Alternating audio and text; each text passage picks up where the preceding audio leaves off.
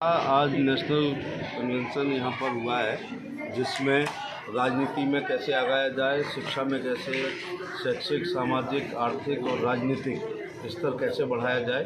और अहिल्याबाई होलकर, संत कनकदास जी, सांगली रेवन्ना, उनके प्रति अपनी श्रद्धासुमन अर्पित की गई है। और ये तय किया गया है कि अब हम हमारी प्रायोरिटी समाज की होगी good quality education, good quality education, good quality education. सत्ता वो चाबी है जिससे दुनिया का हर ताला खुलता है। राजनीति में सक्रिय भागीदारी रखेंगे और कोशिश करेंगे कि सत्ताओं के नज़दीक पहुँचें।